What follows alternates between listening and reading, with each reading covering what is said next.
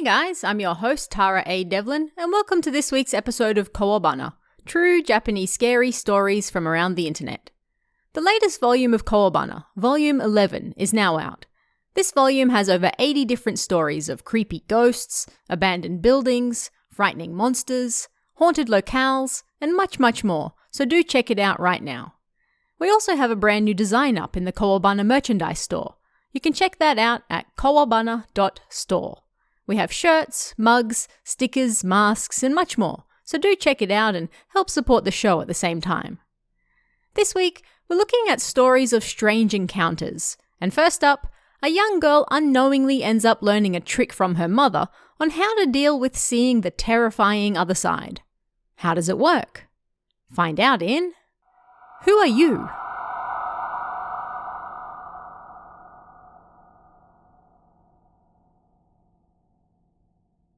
For as long as I've been able to remember, I can see ghosts.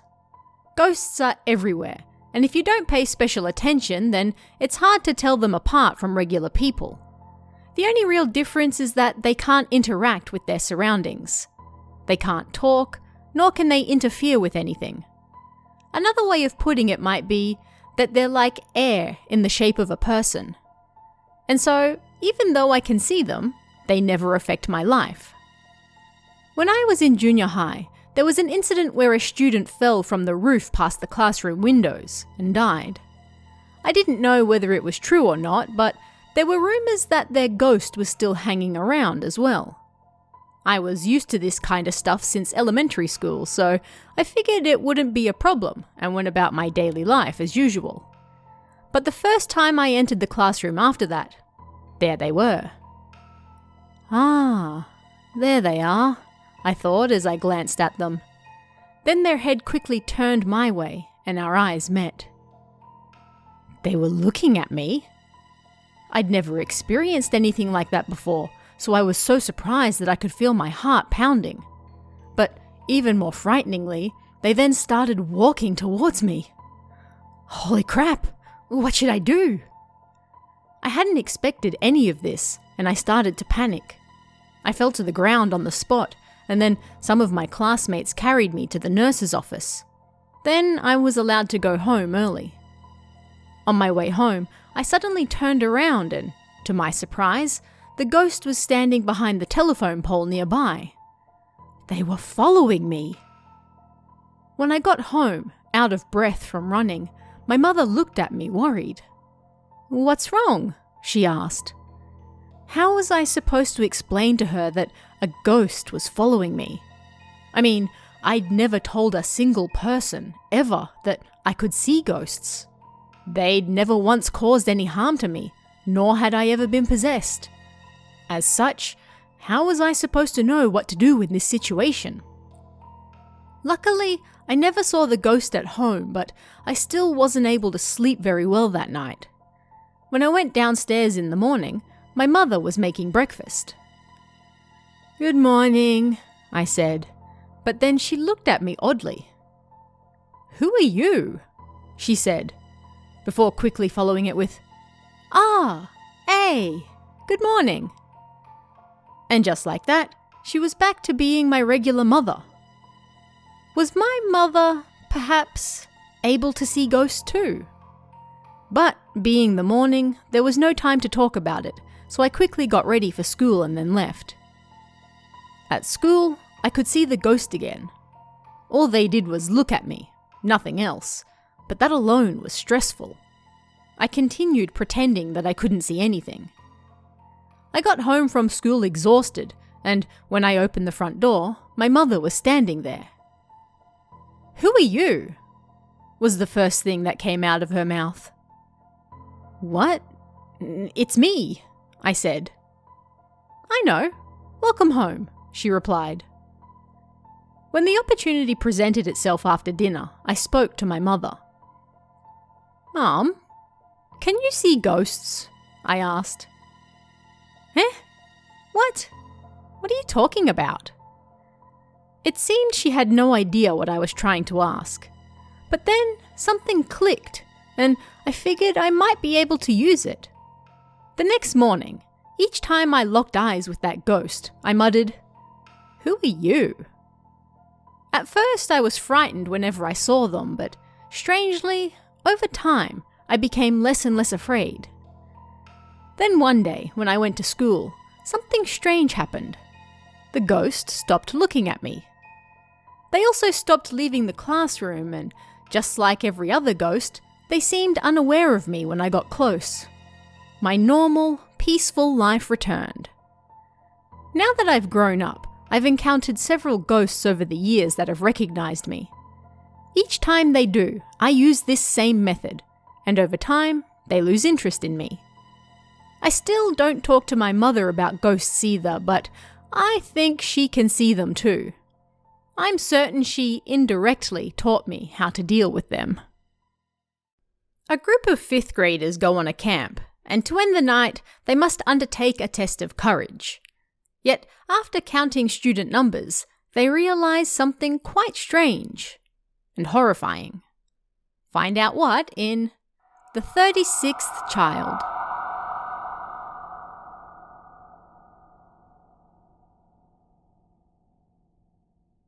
This happened on a camping trip I went on during the 5th grade.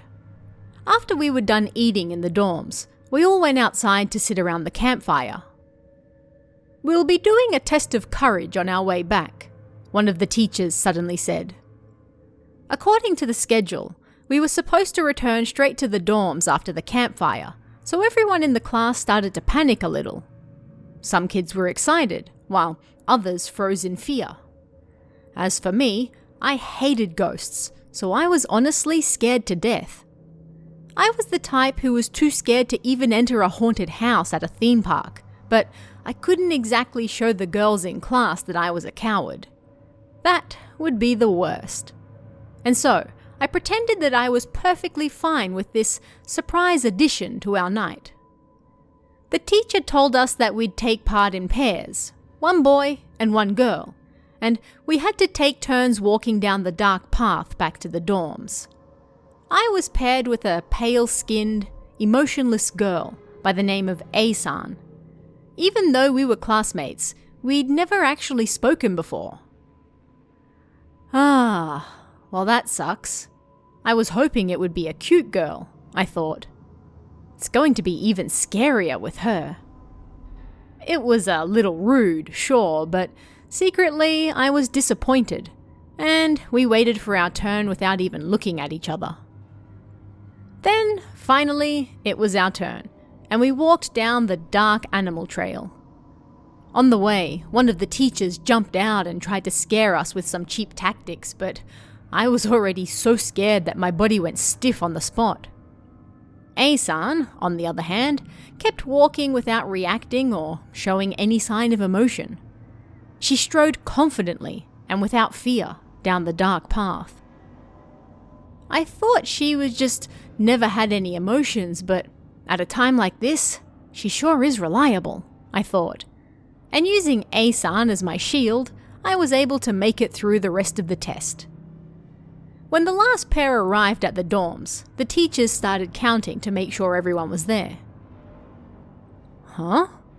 That's odd," one of them said, tilting their head. "What's wrong?" someone asked. "We said to make pairs, and yet there are only 35 students in our class. That would mean one should be left over, but you all came here in pairs." Everyone started screaming and yelling, but the teacher made us stand in our pairs again in a line so they could check. We stood in the same order as the test, and next to me was A-san. Or so I thought, but she was actually standing behind me. "Hurry up and line up," I said, but she continued to look at me with that emotionless face. But I was partnered with B-kun, she said. At that moment, all eyes fell on me, the one person without a partner. "Who did you come here with?" the teacher asked, and a chill ran down my spine. I was so scared that I felt sick, and the teacher took me back to the dorm so I could lie down. I was exhausted from hiking that day, and the test of courage made me so scared that I almost passed out, so when I got into bed that night, I passed out right away. Yet for some reason, around 2 a.m, I suddenly woke up. We were all sleeping in sleeping bags in a large open hall, and of course, everyone was asleep. I tried to go back to sleep myself, but I couldn't. And when I turned over, I sensed someone at the nearby window looking at us. I was so scared that I tried to seek help from my friend sleeping next to me, but I couldn't speak, nor even move. I was frozen on the spot. It felt like somebody was looking at me, getting closer, and I thought that maybe it was the girl who was with me during the test of courage. I grew frightened once again. "Please, don't come any closer," I prayed. It was the only thing I could do. Next thing I knew, the sun was up and the hall was getting brighter. It seemed I had fallen asleep. And that was my experience. Nothing much happened after that. But even now, several decades later, I still get chills when I think about who that 36th child might have been. The girl in this next story is apparently often possessed, and she has a rather unique way of dealing with it, as her friend comes to understand. Find out how in My Friend's Purification.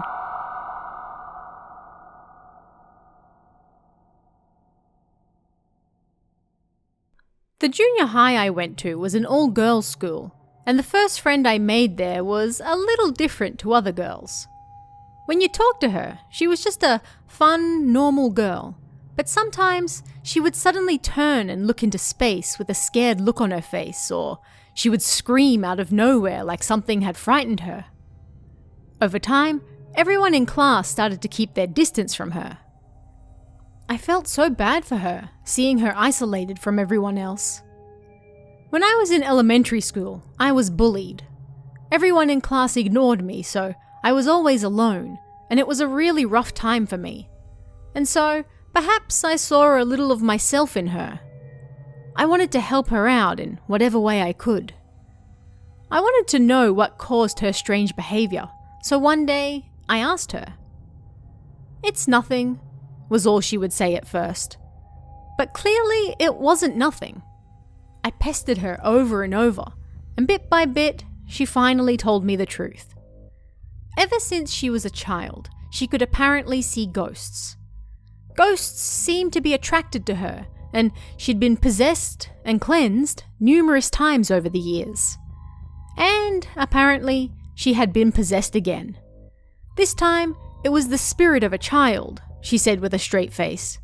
But to be honest, I didn't know how much to believe of what she was saying. Maybe she was lying, or maybe it wasn't a lie, but rather, she was suffering from mental illness. Her unexpected response almost made me want to distance myself as well, but I managed to hold on. If I abandoned her as well, then it might be enough to stop her from coming to school entirely. "Well then, you have to have an exorcism, right?" I said. "We're in the middle of preparations," she replied. She said she left a doll at a shrine, and although the spirit of the child was enclosed in that doll, it was incredibly angry, and she often saw hallucinations of things, like snakes and bugs. After hearing that, I was still worried and somewhat dubious each time she jumped in fear. One day, she asked me to accompany her to the purification ceremony. The date had been set, and she wanted me with her because she was afraid. I don't know if it's inappropriate to say, but when she asked me, I was like, wow, so they really do perform such ceremonies, huh? I was intrigued, and so I agreed to join her. The ceremony took place at a shrine near her house. There were some tools I didn't really understand for the ritual on top of an altar, and in the middle, there was a regular doll with its eyes closed, and a single egg. My friend was dressed in white, and she sat down in front of the altar. Her mother, grandmother, and I sat on either side of her. Her parents were divorced, and so her father wasn't there. When the ceremony began, the priest threw something like rice at her as he chanted. Then she started to scream and struggle. The whole scene was strange beyond words and didn't even look real. Maybe she wasn't the one who was losing her mind, but rather me. It all felt like a wild hallucination. But still, I couldn't take my eyes off what was happening and continued to watch. For a moment, I thought I saw the doll on the altar move, and then something came flying towards me. It was the doll's head. It landed in front of me, rolling across the ground until it stopped just a few centimeters away. Its eyes, which were supposed to be closed, were now open. I froze, and the priest continued chanting while throwing rice at me too. This strange scene continued for a while, and then finally, it seemed the ceremony was over. To end, the priest cracked the egg. Strangely, inside the egg was completely empty. According to the priest, the spirit was a combination of a child and a snake spirit, and it was incredibly powerful. When the doll's head flew towards me, it was trying to possess me because it had nowhere else to go. That was why I had to be purified as well. It all sounds fake, but it really happened right in front of my eyes. I do sometimes wonder if I dreamt the whole thing up, but I'm still good friends with that girl even now, so I have to accept that it was reality. But ever since then, whenever I see a doll in a toy store, I shiver in fear.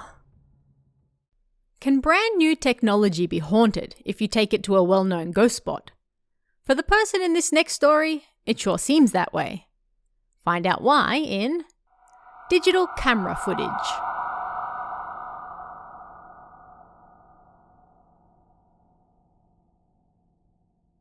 I got a call from my parents last night asking me if I was going to return for the Obon holidays, so let me tell you about something that happened during a previous Obon. It might be a little exaggerated, so please forgive me. This happened one night during Obon when I was a university student in Tokyo. Being the holidays, I returned to my parents' home and there were lots of relatives I hadn't seen for a long time.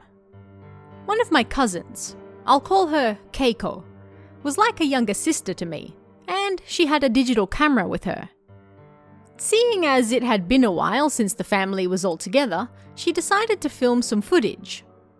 Everyone had drunk quite a bit, so at first she was rather happy and tipsy, but then her mood suddenly changed when the digital camera began to play up. "I can record sound, but no picture," she said, complaining about it. The camera was brand new, so there shouldn't be anything wrong with it. Keiko's father and I decided to take a look at it for her. Just as she said, the footage she recorded was pitch black, but you could still hear the sound. But there was something strange about that too, like white noise was running through it. I wasn't terribly familiar with technology, but it was odd for the white noise to be so loud. The camera was still brand new. When I played it back again, I noticed something clearly strange other than the noise, but I didn't want to destroy the mood, so I said nothing. Our relatives made fun of us, saying that we were technologically inept, but then my mother, who had clearly noticed something wrong, took the camera and played back that same file again. It seemed she had noticed the same thing as me, and she let it slip. I can hear something other than the white noise here. Oh no, I thought, but it was too late, and the room fell quiet. The same relatives that had been teasing us were suddenly interested, and everyone there stopped to listen to the video. But it seemed my mother and I were the only ones who noticed something other than the white noise. "Well, now we've sobered up," said everyone other than Keiko's family, and they left to visit the nearest izakaya pub, looking a little creeped out. Only my family and Keiko's family remained. And, of course, the camera in question. My mother felt bad for ruining the mood, so I tried to support her. I heard it too. It wasn't just Mum. It was at that moment that I remembered My mother could sense the supernatural. She had apparently been able to see ghosts ever since she was a child, and although she didn't exactly suffer from it, every now and then she sensed things other people couldn't see. So, does that mean? I thought, but then my grandmother interrupted us. "Did you hear something?" she asked. "It sounded like a man's voice," my mother said. "He was saying something about cleaning." Everyone in the room looked confused at that strange and unexpected word. Cleaning. But then my grandmother seemed to remember something. "You haven't finished cleaning your father's room yet, have you?" The father she was referring to was my grandfather, of course. Apparently everyone, including me, had arrived earlier than my mother expected, so she hadn't yet finished cleaning the entire house. And one of the rooms she hadn't yet gotten to was my grandfather's room. "Maybe he's here now, so he wants you to clean his room," my grandmother said. And despite the fact it was already late, she insisted that we clean it for him. We decided it would be better than doing nothing, so everyone who was still in the house went to his room to clean it. By the time we were done, our relatives who went out had returned, and it seemed they had forgotten all about the problematic camera. They even said they were going to start drinking again, and so yet another drinking party began with both my family and Keiko's family as well. It was good to see my mother smiling again, but something still didn't feel right. You see, what my mother heard and what I heard appeared to be different. "Hey, is that camera really brand new?" I asked Keiko casually. She was a little drunk, so she answered without any sign of being upset. "Yeah, it is." "Ah, but I dropped it at the train station and it seemed to be on at the time, and it took a strange photo," she said with a smile. She went past that previous video and I was so creeped out that I got goosebumps. The sound I heard on that video sounded like people screaming on a train, and the sound of something being crushed. And, for just a moment, I saw what looked like somebody's eyes. When I asked her which station it was, she told me the name of a famous spot where people often took their own lives. Even I, who grew up in the countryside, had heard of it. I told Keiko she should take the camera and have it cleansed, but she didn't seem very concerned and brushed me off. 1 week later, however, it seemed she changed her mind and she went to have the camera cleansed. She didn't tell me why, but she kept repeating, "It's looking at me."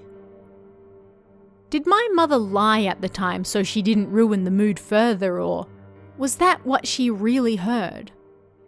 I still don't know why exactly Keiko changed her mind, but I didn't push matters any further. And after that, Keiko and her family stopped coming to my parents' house for Obon as well. You may have heard stories of red and blue onis, but in this next story, they're not quite oni, but rather something else. Something perhaps far more terrifying. Find out why in Red and Blue Ghost Story.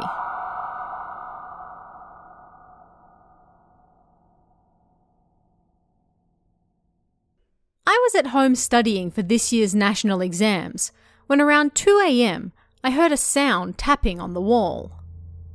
Tap, tap, tap. It sounded like someone gently hitting the wall with the palm of their hand. I went to check where the sound was coming from, but there was nobody there. Not to mention the fact my apartment was on the corner of the 4th floor, so it wasn't like somebody could be out there tapping anyway. A short while later, I heard it again. Tap, tap, tap.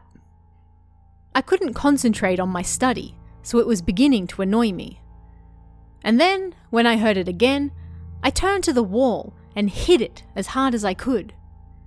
Looking back on it now, I apologized to my neighbor. I'm glad they didn't complain about the noise. At any rate, the noise stopped, and I finished studying around 3 a.m., and then went to bed. The next day, around 2 a.m. again, I heard that same noise. Tap, tap, tap. Oh, come on, I thought. I got up to kick the wall, but then the sound suddenly stopped. Maybe I should go to bed early, I thought, and then went to wash up. As I was in the shower, I suddenly felt something kick me from behind. It was like a foot connected right with the middle of my back. After that, I don't know why, but I often felt someone pushing my back when I was walking around. Like not too long ago, I felt someone shove me from behind when I was waiting for the train, and I almost fell off the platform. And last month, I nearly died twice. The first time was when someone pushed me at the train station right as the train was approaching. I'm gonna fall, I thought, and then someone grabbed my wrist and yanked me back onto the platform. I fell onto my backside, but when I turned to see who saved me, nobody was there. The moment they grabbed my wrist, everything felt really hot and my vision went bright red. But when I looked around, I was all alone. The second time was when I was waiting at the bus stop. Again, somebody shoved me from behind. I was carrying a heavy bag at the time and I lost balance and fell onto the road. I thought a car was about to hit me when, again, something yanked me back with incredible force. I almost died.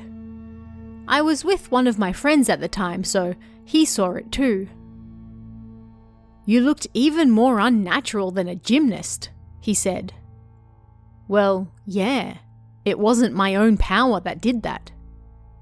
That same friend was familiar with occurrences like that, and because he was worried about me, I told him everything that had happened up until that point. There's someone behind you, he said. I knew it. Yeah, they're big. What do they look like? Like a red man.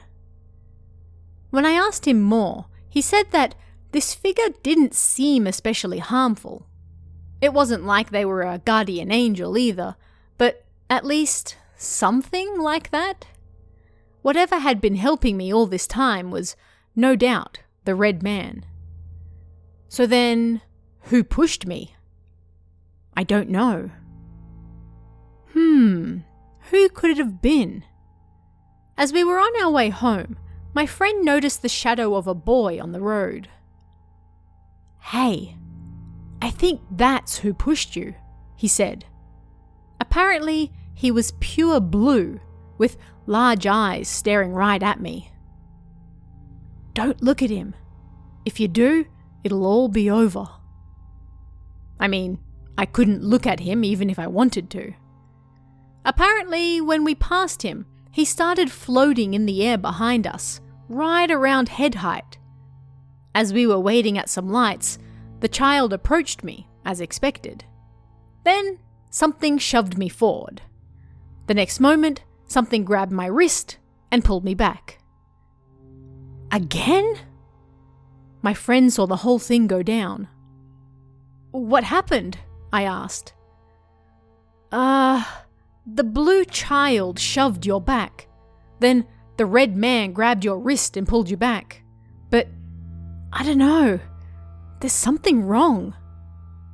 What? The red man was staring at you the whole time with his arms crossed until the blue child pushed you. I think they're messing around. What? So they were in on it together? No, I don't think so. I think the red one is your guardian spirit, but the blue child is simply too powerful, and so he can't stop him. So he's unable to do anything until the very last second. My friend said he'd talked to a priest he knew about it the following day, and we said our goodbyes.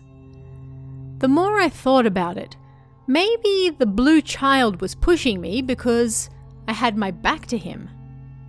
It was a childish thought, but next time I waited at the lights, I waited with my back facing the road. It must have looked strange to other people, but In the end, nothing pushed me. When I was waiting at the bus stop, the woman next to me suddenly went flying onto the road and got hit by a car. I saw it happen right in front of me. It was like someone shoved her and then she fell onto the road, right in front of a truck. Of course, I was okay, but I was angry at my guardian spirit. Like, don't just stand there, help others too. My friend later told me that the thing responsible for the sounds in my apartment was indeed that blue child. It wasn't exactly the spirit of a human, but rather something that harmed indiscriminately. But I was still worried about that woman who got hit. I mean, I saw it happen. It was a traumatic experience for me as well. And my friend was pushed as well. So my guardian spirit really didn't care about anyone else, huh? I'll be going to a purification ceremony with my friend sometime in the near future. And finally this week, a young man enjoys going on solo trips to new places around the country without any real plan in mind. But on this particular night, he comes across something he could never have expected. Something that nearly changes his life forever. Find out what in Thunder at the Station.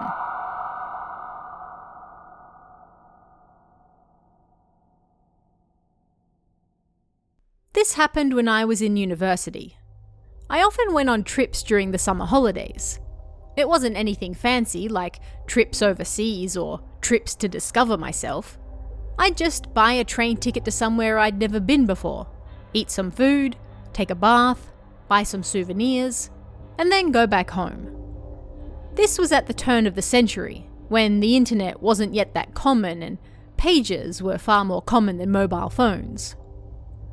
I had no way to dig up information about where I was going, so I always just up and left without a plan. I generally stayed in manga cafes, and occasionally I'd spend the night in a train station as well.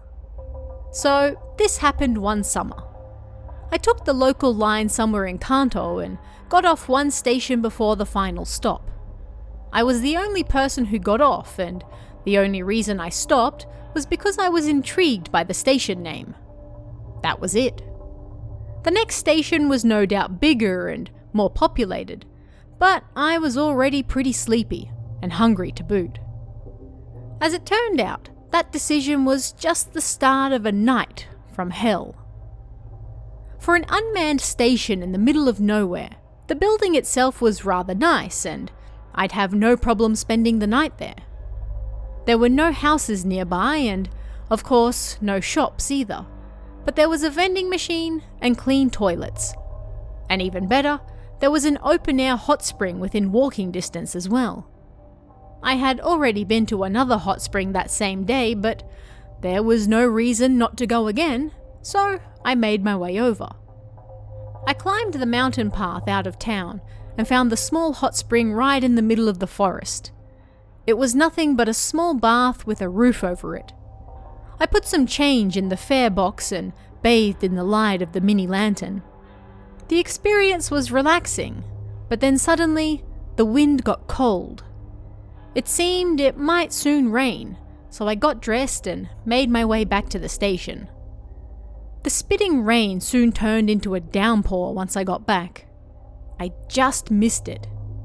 I put my luggage beneath the bench and sat down, proud of myself for recognizing the signs and just missing the heavy rain. The building was dark, but the lights on the platform were on, so I didn't have any trouble seeing my stuff. I took out my favorite sleeping bag, got inside, then set my alarm for an hour before the first train. That was when I realized something about the area felt off. Something smelt like a wild animal, a beast. And as my eyes adjusted to the darkness, I noticed a man crouched in the corner of the building. My heart pounded, and it took all I had to keep my teeth from chattering. The rain outside had just started pouring heavily. I could hear thunder in the distance as well. I'd made quite a bit of noise since I got back, right? So that man was just watching me in silence the whole time? Nervously, I looked closer at him.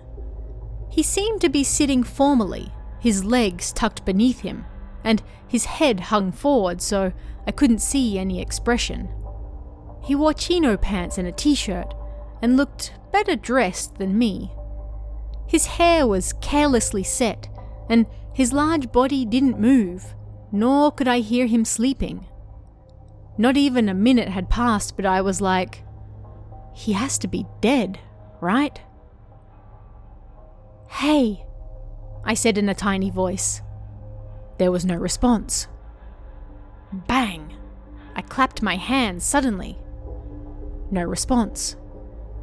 I decided to change the time on my alarm to now to see if that worked. It rang loudly, but still, no response. That decided it. He was dead. The lights were on when I first arrived at the station, and I was certain he wasn't there then, meaning he must have arrived while I was at the hot spring. But the question remaining now was whether it was an accident or not. I recalled there was a payphone outside, so maybe I should call the police. But supposing the man really was just sleeping, then that would be kind of rude. I approached the man, stomping as loud as I could, and then I bent down to look at his face. I really shouldn't have. Blood dripped down his chin like drool. But still, I had to know. I touched his arm, and it was cold. It was hard. Rigor mortis. He really was dead. The moment I put my hand on the door to leave, I suddenly had a thought. If I called the police, well, I was the first person to come across the body, right? That would mean interviews and all sorts of stuff, right? If things got bad enough, they might even suspect me. I sat down on the bench again to think. At any rate, I put my sleeping bag and such back in my luggage. I had to think of my alibi from when I got off the train up until now. I didn't see anyone. Well, I did see this guy. Hang on, there was still a chance it was an accident. Maybe he ran in here to take cover from the rain just like me and then sat down and died. I approached the man again and turned on the mini lantern. Oh no, there was a mark on his neck, like he'd been strangled. Well, that settled it. Crap. Well, first things first, I had to think of a way to prove my innocence and then call the police. That was my mindset at the time. If he was killed, then I should have called the police right away, and if I knew the time of death, then I'd have more than enough evidence to prove where I was at that time, but I didn't even think of that at the time. I was more worried that I wouldn't be able to go to work if the police kept me for questioning. The more I thought about it, the more confused I got. Then a little devil on my shoulder whispered something in my ear. "Run away," it said. I had no idea who this man was. I had no connection to this town, and I was clearly innocent, so the idea was certainly appealing. I should walk to the last station on the line, and then it would be morning before I knew it. And so, as I reached for the door, thunder rumbled outside, and I suddenly remembered that it was pouring rain. I sat on the bench again and debated what to do. Spend the night with the body. Wait for the rain to stop at dawn and leave. I stared into space as various thoughts ran through my head. Before long, I could smell it. The smell of the man. The smell of death. The situation didn't sit right with me. I decided to go through the ticket gate and sit on the platform instead. I saw a waiting room in the distance. Lucky! I climbed the stairs and made my way over. The lights were off, but there were cushions on the benches, so it was more comfortable than I thought. If it wasn't for that body, then I could sleep here till morning. That was what I honestly thought.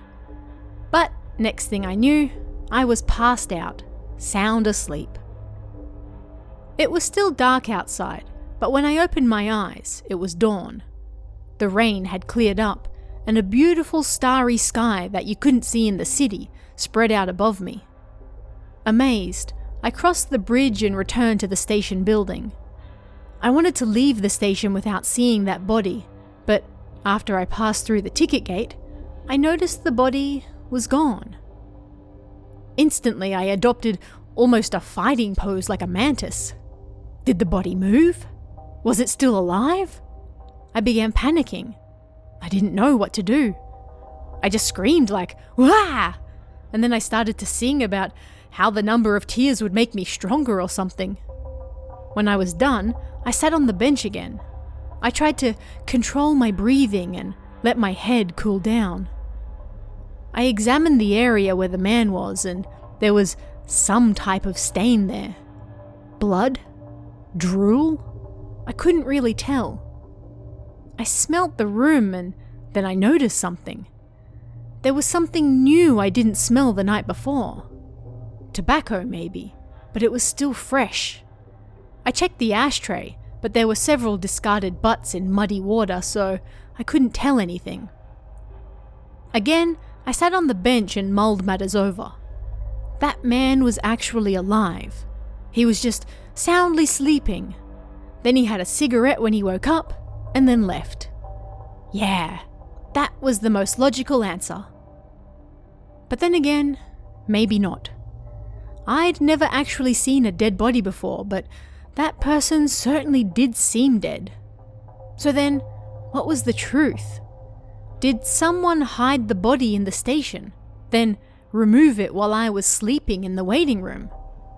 Who smoked the cigarette? It had to be something like that, yeah? I got chills. If I had stayed in the station building, then that meant I would have seen whoever it was. A delinquent? Yakuza? A foreigner? Either way, that person had to be the culprit. What if I started walking to that station in the rain? It would have been dangerous enough as it was, but I didn't feel like that person would just ignore me. Several small incidences piled up, and as a result, I found myself in the safest place to be. I ended up staying in the station until the first train arrived. About 30 minutes before it departed, a shaky old woman entered, and just seeing her filled me with relief. It wasn't like I could report that someone I didn't know died the night before, so I just pretended that it had never happened. When I got home, I searched the news every day, but I never saw anything about what happened. More than a decade has passed since then, and my memories have started to fade, but sometimes I remember that night whenever I go camping or spend the night outside. I've dreamt about it several times too. Thunder roars at a station as I'm asleep. A man appears in the waiting room and I run away screaming. It goes something like that. Sometimes I think that if I had reported the incident right away, then maybe the security cameras might have caught something that could have solved what happened. But, well, let's just say for now that I imagined the whole thing. Or maybe that it was all nothing more than a dream. A huge thank you and shout out to this week's Kami tier members, Christina and S-. It's thanks to your support, along with everyone else, that I'm able to keep doing this show, so thank you very much. Don't forget to check out Kowabana Volume 11, out on Amazon right now, and check out our newly revamped merchandise store at kowabana.store. And if you'd like to chat about this week's stories, come and join us in the Kowabana Discord. You can find that link in the description or on kowabana.net. You can also check out our Patreon at patreon.com/TaraADevlin for exclusive bonus stories and extras, or our YouTube channel at youtube.com/KowabanaJapan for all sorts of Japanese horror you won't find anywhere else. Thanks guys, stay safe, and I'll see you again next time for even more Kowabana, true Japanese scary stories from around the internet. Want even more scary stories? Head over to kowabana.net for new translations every week. You can also join our Patreon for exclusive stories you won't find anywhere else. Head over to kowabana.net now.